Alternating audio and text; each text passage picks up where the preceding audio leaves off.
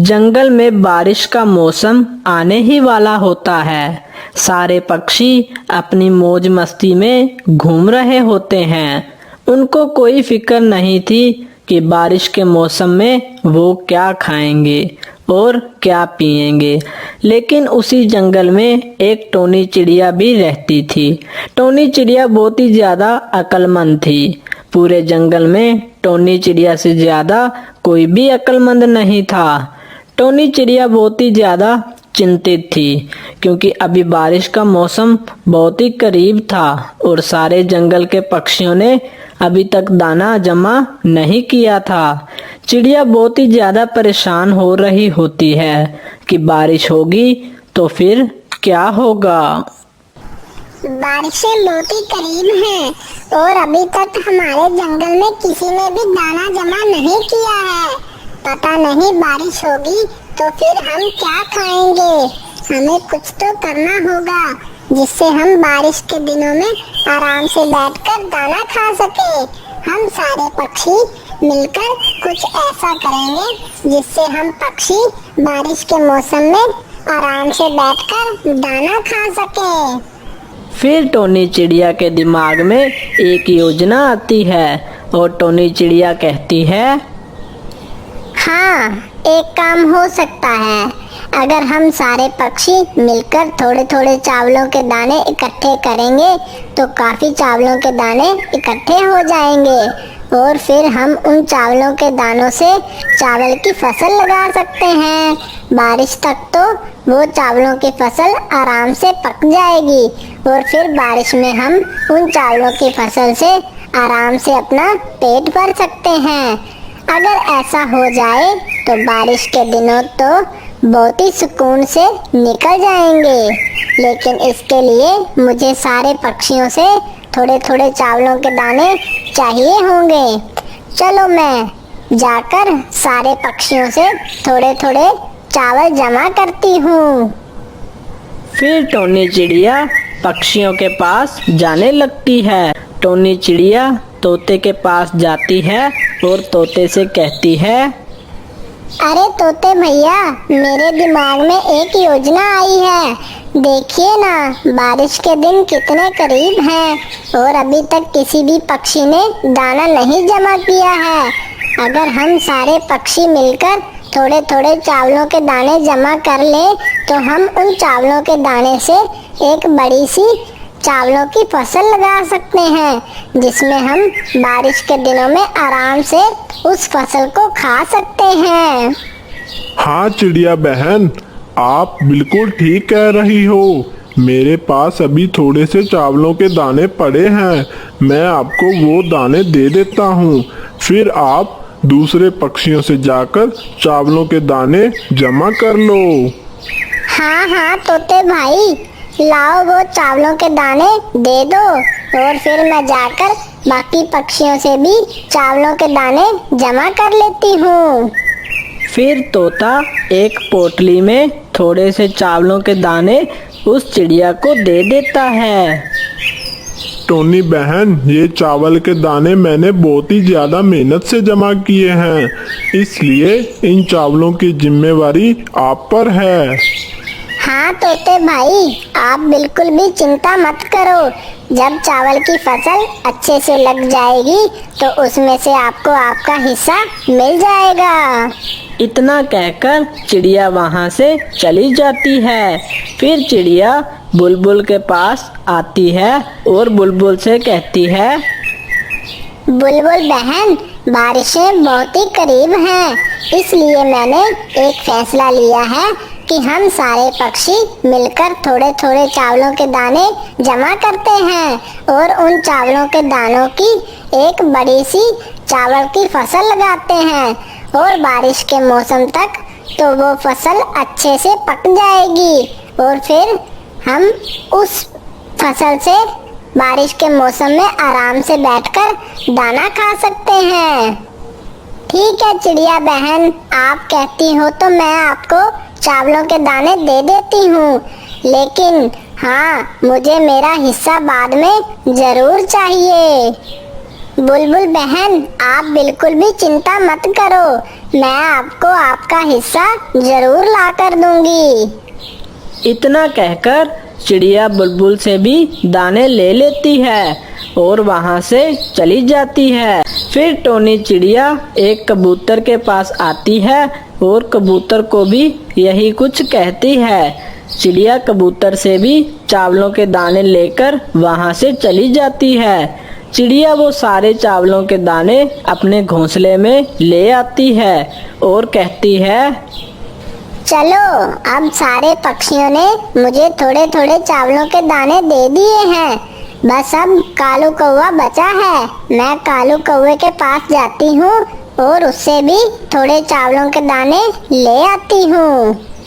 इतना कहकर टोनी चिड़िया कालू कौवे के पास जाने लगती है। फिर टोनी चिड़िया कालू कौवे के पास आती है और कालू कौवे से कहती है, अरे चिड़िया बहन, क्या हुआ? आज तुम मेरे घोंसले में क्यों आई हो? कालू भैया, बारिशें होने ही वाली हैं, इसलिए हम सारे पक्षियों ने मिलकर एक फैसला लिया है। हम सारे पक्षी मिलकर चावलों के दाने जमा कर रहे हैं। जब दाने जमा हो जाएंगे तो हम सारे पक्षी मिलकर चावलों की फसल लगा देंगे और बारिश तक वो चावल की फसल अच्छे से पककर तैयार हो जाएगी और फिर बारिश के दिन में हम आराम से वो दाने खाकर अपना पेट भर सकते हैं। वो कालू कौवा बहुत ही ज्यादा चालाक होता है और वो सोचता है, अरे ये चिड़िया क्या कह रही है? मेरे पास चावलों के दाने तो नहीं हैं। मैं इस चिड़िया को क्या दूं? अब मैं क्या करूं? मैं इस चिड़िया को क्या बोलूं कि मैंने चावलों के दाने जमा ही नहीं किए? लगता है इस चिड़िया को भी कोई बहाना लगाना पड़ेगा। फिर कौवा टोनी चिड़िया को बहाना बनाते हुए कहता है, अरे टोनी चिड़िया, मैं तुम्हें चावलों के दाने नहीं दे सकता क्योंकि मैं अपने रिश्तेदारों के साथ एक चावल की फसल लगाऊंगा। ठीक है कौवे भैया, आप अपने रिश्तेदारों के साथ चावल की फसल लगा लो और हम सारे पक्षी मिलकर एक चावल की फसल लगा लेंगे और फिर बारिश के दिन यूं ही कट जाएंगे। इतना कह के चिड़िया वहाँ से चली जाती है। वहीं कालू कौवा बहुत ही ज्यादा चिंतित हो जाता है कि अब बारिश के दिन में कालू कौवा क्या खाएगा। ये टोनी चिड़िया तो बहुत सही कह के गई है। ये बारिश तो बहुत ही ज्यादा करीब है और अभी तक मैंने एक भी दाना जमा नहीं किया है। अब मेरे बारिश के दिन कैसे कटेंगे? मुझे कोई तो चाल चलनी होगी जिससे मेरे बारिश के दिन आराम से कट जाएं। फिर कौवे के दिमाग में एक योजना आती है और कालू कौवा कहता है, हाँ, मैं एक काम करता हूँ। सारे पक्षियों ने टोनी चिड़िया के पास बहुत सारे दाने जमा कर लिए हैं और टोनी चिड़िया आज तो फसल लगाएगी ही नहीं, वो कल लगाएगी।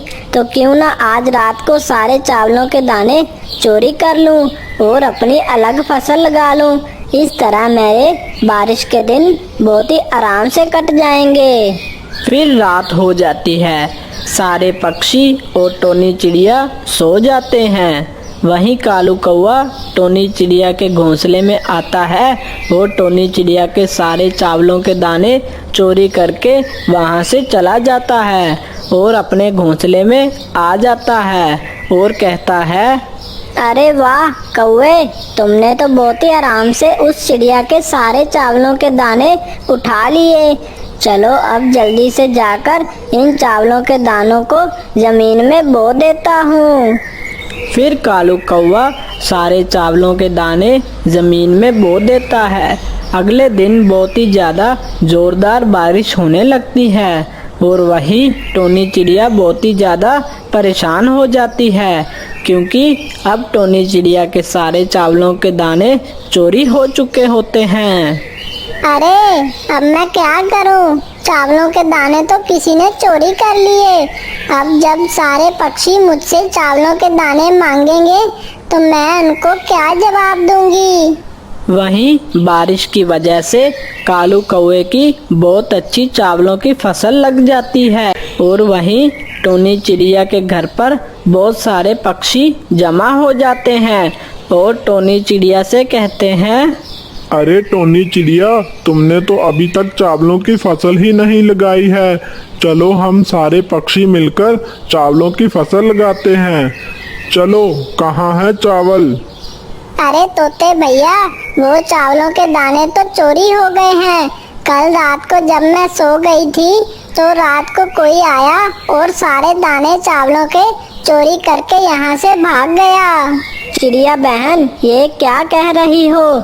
हमने कितनी उम्मीदों से तुम्हें चावल के दाने दिए थे और अब हमारे पास एक भी चावल का दाना नहीं है और हमें भूख भी बहुत तेज लगी है। अब हम क्या खाएंगे?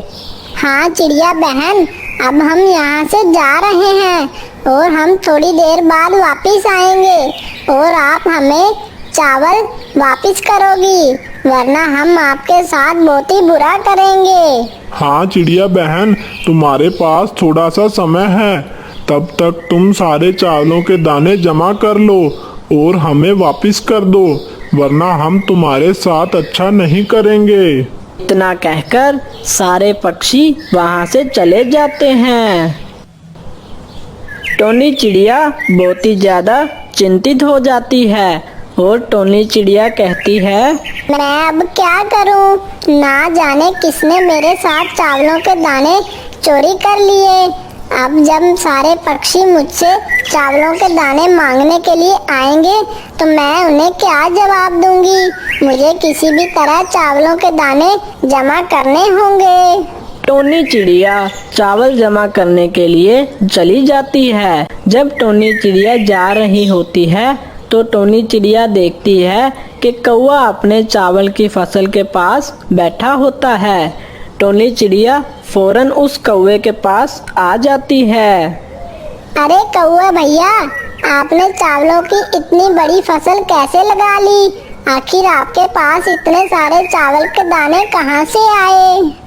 अरे टोनी चिड़िया, मैंने तुमसे कहा था ना, मैं अपने रिश्तेदारों के साथ मिलकर चावल की फसल लगाऊंगा। ये चावलों की फसल मैंने अपने रिश्तेदार के साथ मिलकर लगाई है। कौवे भैया, क्या आप मुझे थोड़े से चावल के दाने दे सकते हो?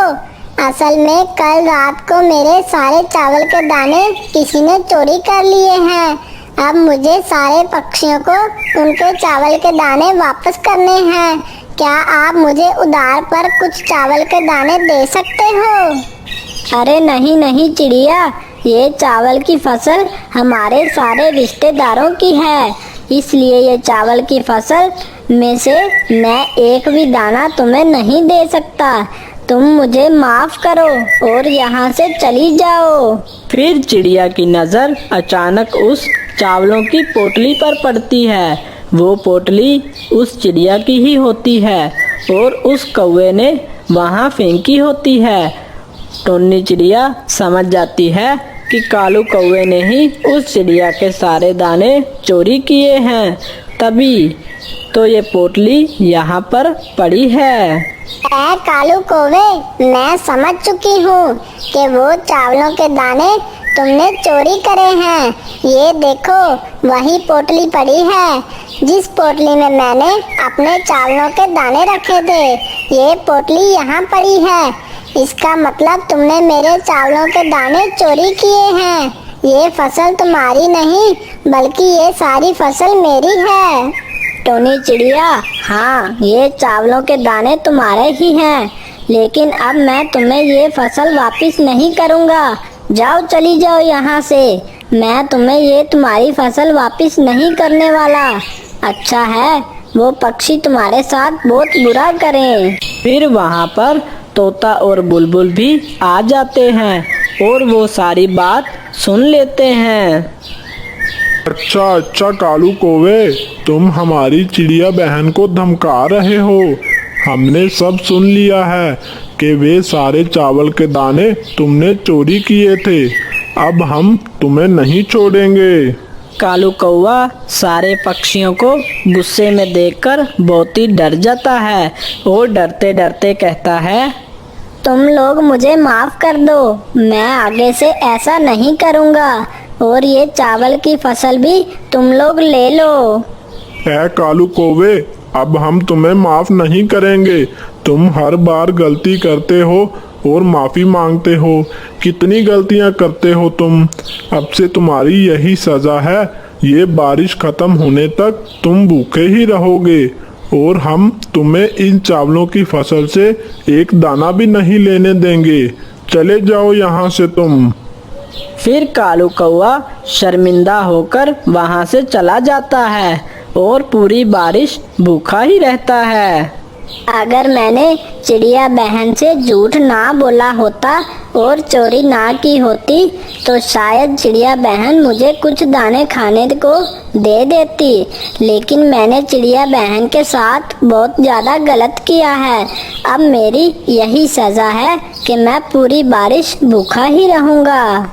इस कहानी से हमें ये प्रेरणा मिलती है कि हमें ना तो झूठ बोलना चाहिए और ना ही चोरी करनी चाहिए, क्योंकि इन दोनों कामों से हमें नुकसान ही मिलता है। अगर आपको हमारी स्टोरी अच्छी लगी तो चैनल को सब्सक्राइब करना मत भूलिएगा।